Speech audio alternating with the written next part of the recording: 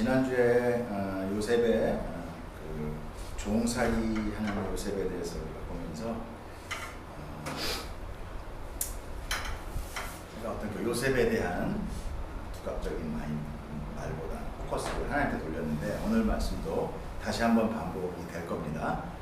지난주 좀 오묘했죠. 오늘 좀 다시 좀 잘 정리가 됐으면 좋겠어요. 제가 본문을 우리 같이 한번 쭉 읽을 테니까 제가 읽을게요. 여러분 한번 눈 따라오시면서 속으로 읽어주십시오. 그 후에 애굽 왕의 술 맡은 자와 떡 굽는 자가 그들의 주인 애굽 왕에게 범죄를 한지라. 바로가 그 두 관원장 곧 술 맡은 관원장과 떡 굽는 관원자에게 노하여 그들을 친위대장의 집 안에 있는 옥에 가두니 곧 요셉이 갇힌 곳이라. 친위대장이 요셉에게 그들을 수종들게 하매 요셉이 그들을 섬겼더라. 그들이 갇힌 지 여러 날이라. 옥에 갇힌 애굽 왕의 술 맡은 자와 떡 굽는 자 두 사람이 하룻밤에 꿈을 꾸니 각기 그 내용이 다르더라. 아침에 요셉이 들어가 보니 그들에게 근심의 빛이 있는지라. 요셉이 그 주인의 집에 자기와 함께 갇힌 바로의 신하들에게 묻되 어찌하여 오늘 당신의 얼굴에 근심의 빛이 있나이까. 그들이 그에게 이르되 우리가 꿈을 꾸었으나 이를 해석할 자가 없도다. 요셉이 그들에게 이르되 해석은 하나님께 있지 아니하니까 청하건대 내게 이르소서. 술 맡은 관원장이 그의 꿈을 요셉에게 말하여 이르되 내가 꿈에 보니 내 앞에 포도나무가 있는데 그 나무에 세 가지가 있고 싹이 나서 꽃이 피고 포도송이가 익었고 내 손에 바로의 잔이 있기로 내가 포도를 따서 그 즙을 바로의 잔에 짜서 그 잔을 바로의 손에 드렸노라. 요셉이 그에게 이르되 그 해석이 이러하니 세 가지는 사흘이라. 지금부터 사흘 안에 바로가 당신의 머리를 들고 당신의 전직을 회복시키리니 당신이 그 전에 술 맡은 자가 되었을 때에 하던 것 같이 바로의 잔을 그 손에 드리게 되리이다. 당신이 잘 되시거든 나를 생각하고 내게 은혜를 베풀어서 내 사정을 바로에게 아뢰어 이 집에서 나를 건져 주소서. 나는 히브리 땅에서 끌려온 자여 여기서도 옥에 갇힐 일은 행하지 아니하였나이다. 떡 굽는 관원장이 그 해석이 좋은 것을 보고 요셉에게 이르되 나도 꿈에 보니 흰떡 세 광주리가 내 머리에 있고 맨 윗광주리에 바로를 위하여 만든 각종 구운 음식이 있는데 새들이 내 머리의 광주리에서 그것을 먹더라. 요셉이 대답하여 이르되 그 해석은 이러하니 세 광주리는 사흘이라. 지금부터 사흘 안에 바로가 당신의 머리를 들고 당신을 나무에 달리니 새들이 당신의 고기를 뜯어 먹으리라 하더니 제3일은 바로의 생일이라. 바로가 그의 모든 신하를 위하여 잔치를 베풀 때에 술 맡은 관원장과 떡 굽는 관원장에게 그의 신하들 중에 머리를 들게 하니라. 바로의 술 맡은 관원장은 전직을 회복하며 그가 잔을 바로의 손에 받들어 드렸고 떡 굽는 관원장은 매달리니 요셉이 그들에게 해석함과 같이 되었으나 술 맡은 관원장이 요셉을 기억하지 못하고 그를 잊었더라. 네. 재밌는 이야기예요. 네, 아주 소설 같고 재밌는 이야기예요. 그리고 우리가 이 주제를 항상 그 요셉의 신실한 믿음으로 지킨 순수한 순결한 믿음을 가진 요셉, 이렇게 우리가 늘 칭송하는 그런 이야기입니다.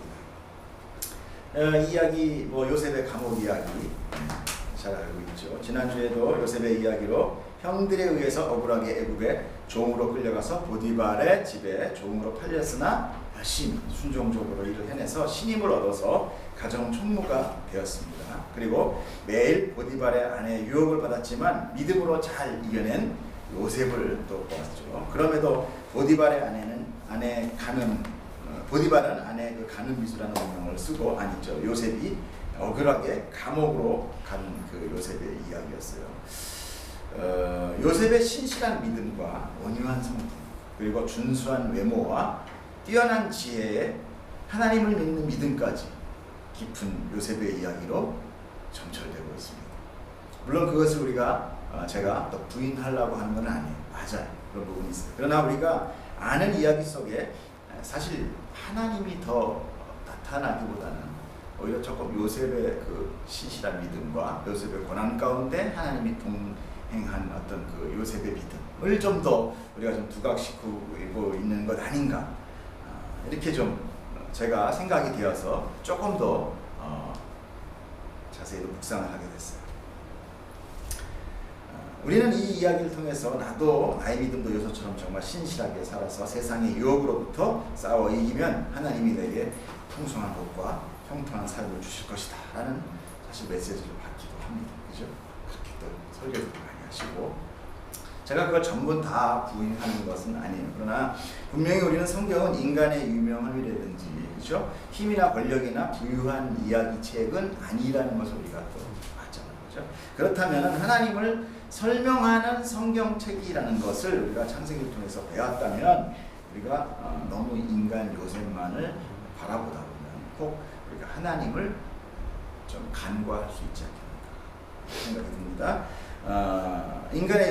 인간 요셉만 생각하다 보면 그 요셉의 고난이 속에 억울한 운명 같은 것, 불쌍하다는 것, 그 다음에 믿음 가운데 신실한 것, 멋지다, 믿음 좋다로 끝나서는 안 될 거예요. 그것 때문에 오히려 하나님이 요셉에 의해서 그 하나님의 영광이 좀 가려졌다라는 생각마저도 좀 듭니다. 여기까지 우리가 좀 들어왔던 것이.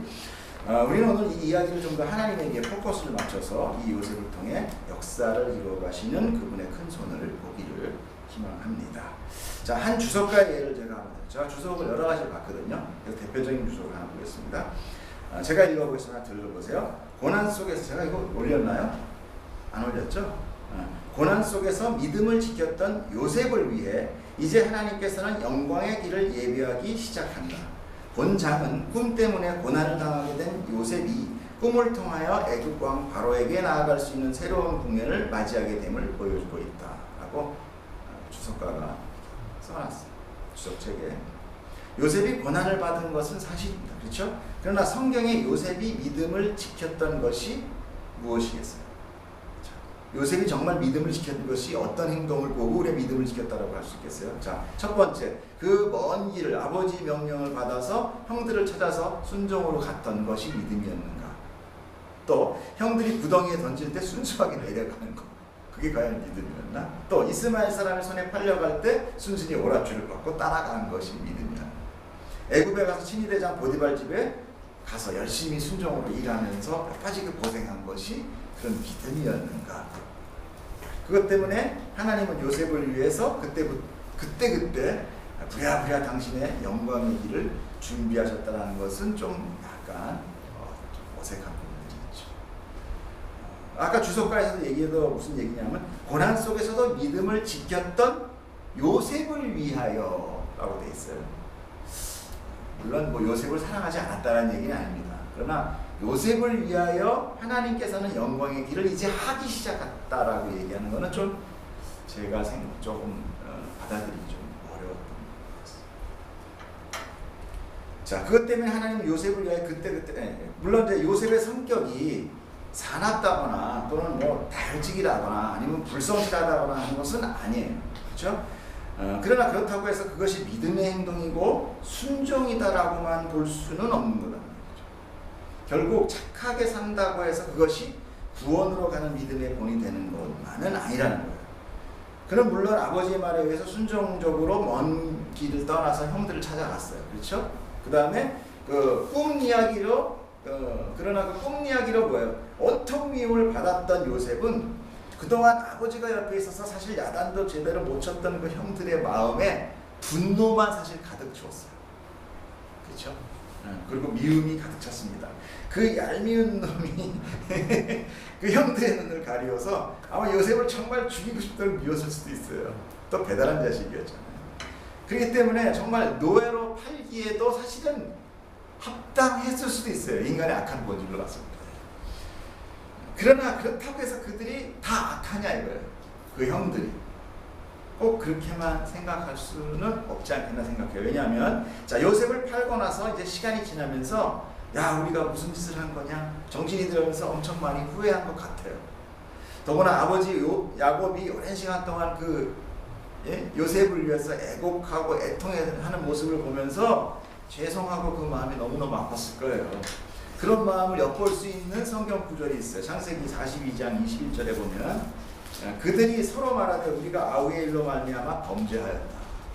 그가 우리에게 애걸할 때 그의 마음의 괴로움을 보고도 듣지 아니하였으므로 그 괴로움이 우리에게 임하였도다. 루벤이 그들에게 대답하여 이르되 내가 너희에게 그 아이에 대하여 죄를 짓지 말라고 하지 아니하였더냐. 그래도 너희가 듣지 아니하였느니라. 그러므로 그의 핏값을 치르게 되었도다.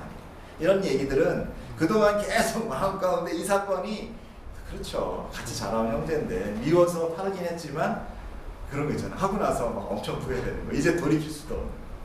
자, 그렇다면 이런 일로 인해서 그럼 형들도 믿음의 사람이냐는 거죠. 무조건 순종적이고 순하고 이렇게 저기 하면은 믿음이냐? 그것은 아닌 것 같다. 자, 이 사건은 죄인인 인간 사이에서 부모에게 편애를 받는 자녀들에게 나타나는 분노와 탈선 이런 것들을 나타내는 것을 보면서 이 일을 통해서 요셉만이 선하며 믿음 있는 자로 부각되고 있는 것이 아닌가 하는 생각이 듭니다. 제게 주신, 자, 오늘 제가 이렇게 설교를 함으로 인해서 요셉은 나쁜 놈 이런 얘기 절대 아닙니다. 제게 주신 성령님의 마음이 있다면 그것은 요셉의 믿음과 순종의 행위 때문이 아닌 오직 하나님의 은혜로 주어진 사건이라는 것을 우리 좀 보수로 맞췄으면 좋겠다는 거죠. 요셉이 아무리 일을 열심히 한다 하더라도 인간은 실수를 할 수밖에 없어요. 10번 잘하다가 한 번 실수할 수 있어요.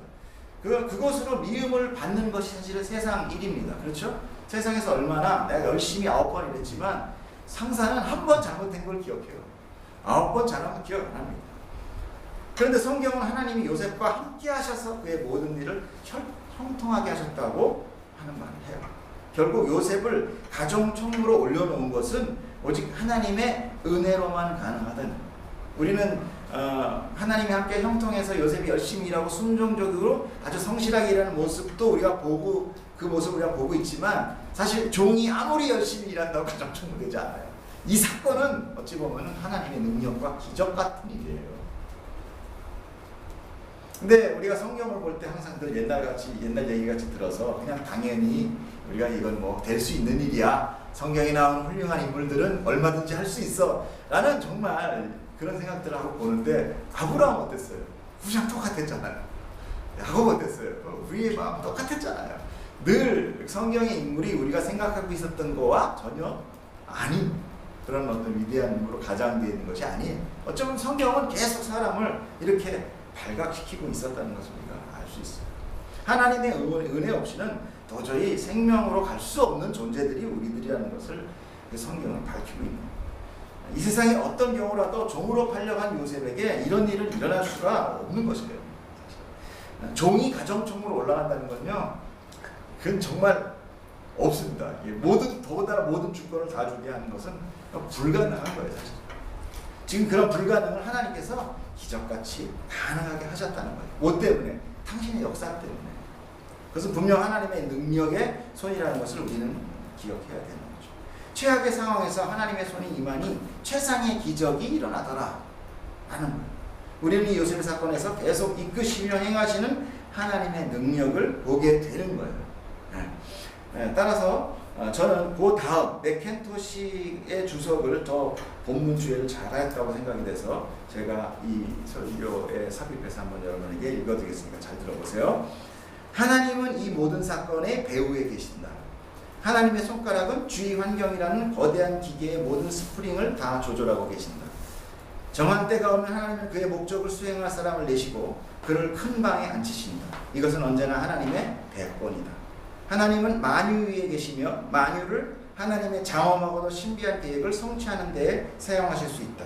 만물 속에서 우리 아버지의 손길과 섭리를 추적해보는 것은 재미있는 일이다.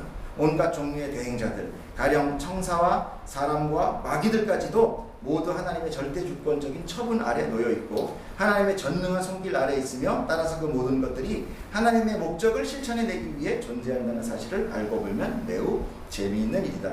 지금 우리가 다루고 있는 성경에서는 이 모든 것이 매우 특이한 방법으로 알려지고 있다. 하나님 이방 지도자의 가정, 또 이방 왕의 가정, 그리고 그의 측근자들에게 나아가사 침상에서 꾸었던 꿈의 환상을 하나님의 섭리 발전에 쓰이도록 하고 계시다는 것이다.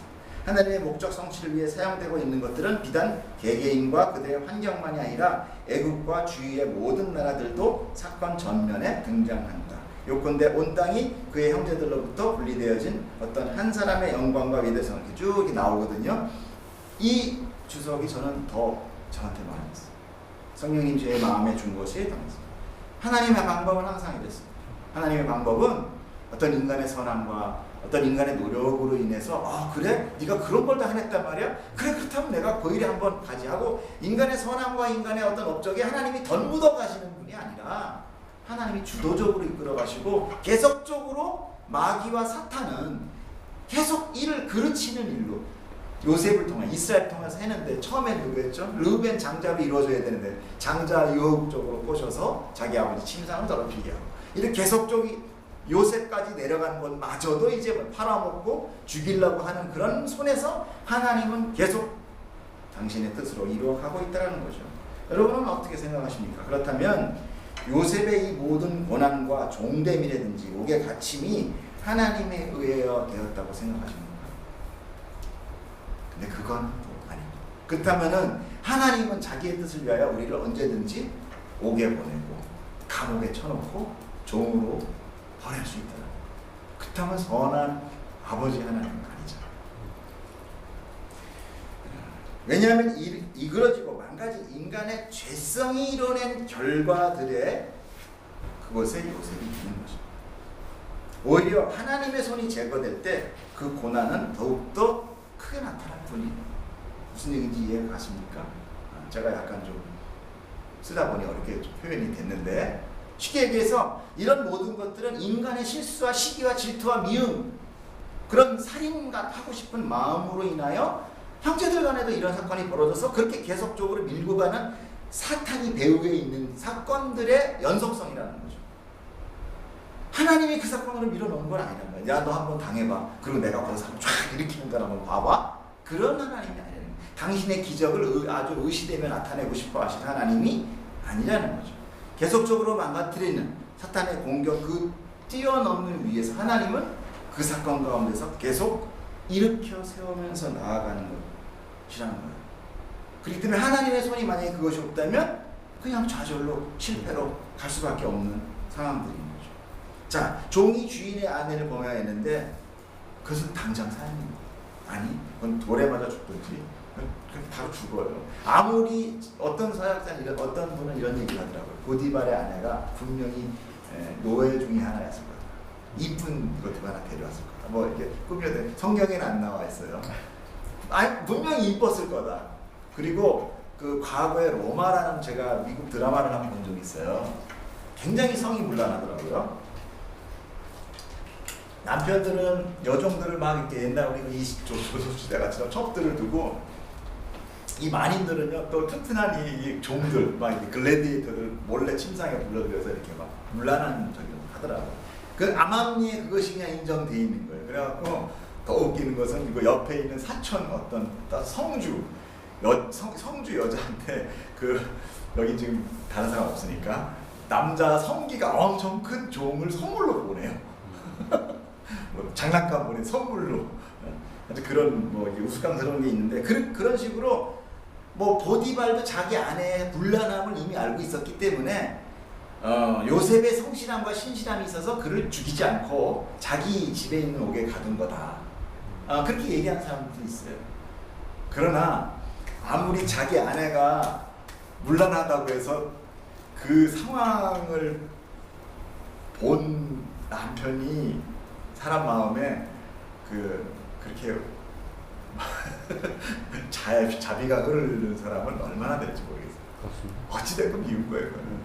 내 남편이 내 부인도 내 짝이 아무리 바람둥이라 하더라도 몇만 명을 바람편 여자를 하더라도 모르는 거와 내가 아는 단 한 건은 충분히 분노를 일으킬 수 있어요. 그리고 그는 종입니다. 그 당시 종은 우리가 인간이라고 생각하는 그런 상황이 아니에요. 하지만 하다못해 그 집에 있는 애완견보다도 못한 게 종입니다. 우리 몽실이도 많이 봤거든요.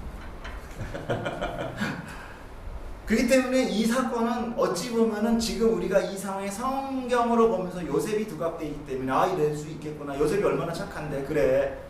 그렇게만 보고 넘어갈 수는 없는 상황이죠. 자,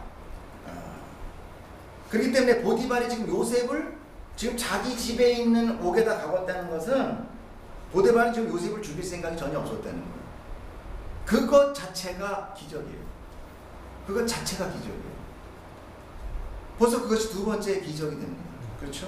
또한 두 관원장들이 감옥에 들어왔을 때 그들을 수종들게 했다면 감옥 내에서도 상당한 자유로운 행동을 하고 있었다는 거예요. 쇠사슬 차고 벽에 붙어 있는데 뭐 수발들게 했겠어요?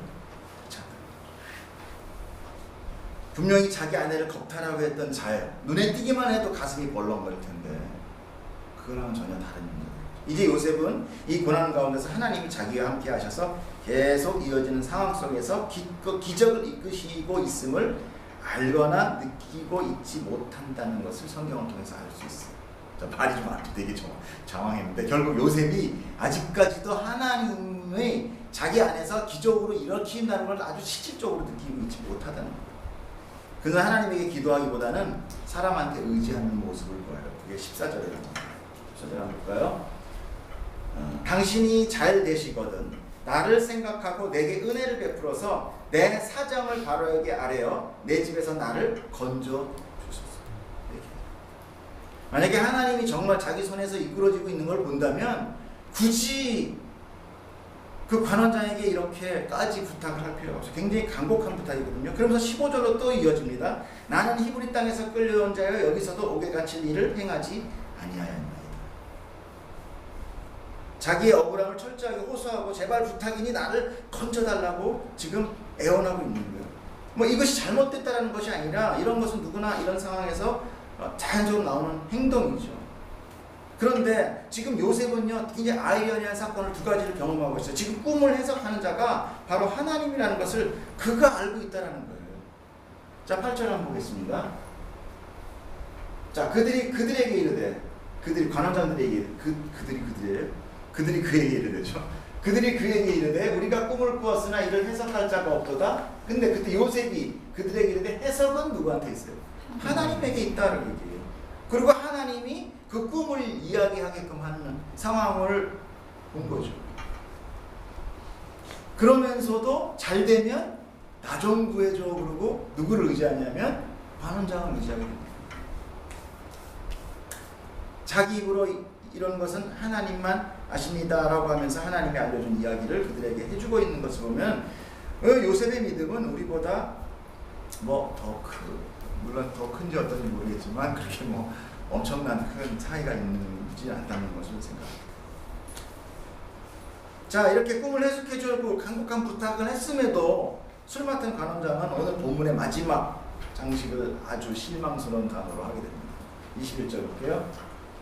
바로의 술 맡은 관원장은 전직을 회복했는데 그가 잔을 바로의 손을 받아들였고 떡 굽는 장원장은 죽었어요. 자, 술 맡은 관원장이 요셉을 기억하지 못했다. 잊어버렸다. 사람은요 그렇게 금방 잊어버려요. 자기가 아쉬울 땐 기억하지만 이제 회복됐으니까 그깟 자 보세요. 얼마나 지금 요셉이 하찮길래 이렇게 잊어버리겠어요. 요셉은 히브리의 그냥 종이에요. 애굽의 사람이 아닙니다. 사람은 자기가 급한 것 아니면 다 잊어버립니다. 인간에게 어떤 선이나 신뢰 이런 거 없어요. 자기가 가장 우선순위는 자기의 안일과 자기의 인생의 목적밖에 없습니다. 요셉의 지혜가 명철해서 그들의 꿈을 행할 수 있었던 건가요? 아니죠. 요셉은 분명히 이야기하죠. 그것은 하나님만 할 수 있다고 얘기해요. 그렇다면 이것도 요셉의 명철이나 요셉의 지혜가 아닌 오직 하나님의 은혜에 의한 기적, 세 번째 기적이라는 거죠. 이렇게 말도 안 되는 일들이 요셉의 삶 속에 계속되고 있는 것은 바로 하나님 마음에 온전히 이스라엘을 애굽으로 끌고 가겠다는, 인도해 내겠다는 거대한 과업, 그분의 그 역사가 있기 때문입니다.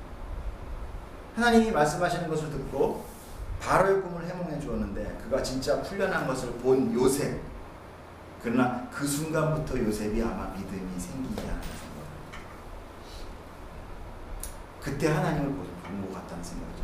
왜냐하면 그때부터 2년 동안 요셉이 신실하게 그 안에서 기다립니다. 물론 성경에 아무 이야기가 안 나와 있지만 저는 그런 아무 이야기가 나와 있지 않는 그 시간을 통하여 하나님을 신뢰하기, 정말 하나님의 신뢰가 요셉에게 성장되고 있지 않나 생각합니다. 요셉이 어떤 정말 그 종으로 팔려갈 때, 형들한테 핍박을 받을 때 일어났다는 그런 많은 기적들, 이런 것들이 누적이 되면서 맨 마지막에 관원장의, 술 맡은 관원장의 꿈을 해몽하고 그가 진짜 살아나가는 것을 보면서 와, 하나님 정말. 우리 그런 거 있잖아요. 우리 마음 가운데 하나님의 선한 마음들이 들어오지만 그것이 딱 실천될 때.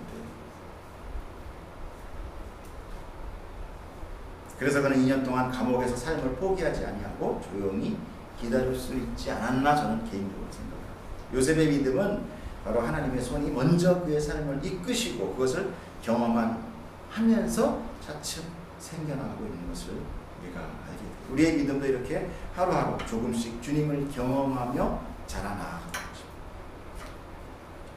우리의 기도는 그래서 내 계획이 잘 되게 해주세요가 아니라 내 삶이 하나님의 뜻 가운데 있게 해주시옵소서 라고 기도해야 할 거예요. 하나님은 우리를 사랑하십니다. 너무도 사랑하십니다. 그래서 가능한 빨리 우리를 이 세상에서 빼내시려고 해요. 그런데 우리의 기도는 계속 여기서 뭔가 과업을 이루고 정착하고 이름을 내고 힘을 얻기를 원한다면 이것이 얼마나 아이러니한 상황인게 보이지 않겠어요. 그러니까 우리는 너무도 하나님을 모르고 있는 거예요. 내가 어디로 가야 되는지를 모르고 있는 거예요. 이 상황이, 이 세대가, 이 시간이 나에게 왜 주어지고 있는지를 우리는 사실 모르고 있어요. 그래서 하나님, 예수님 우리 보고 뭐냐, 너희는 장님이다.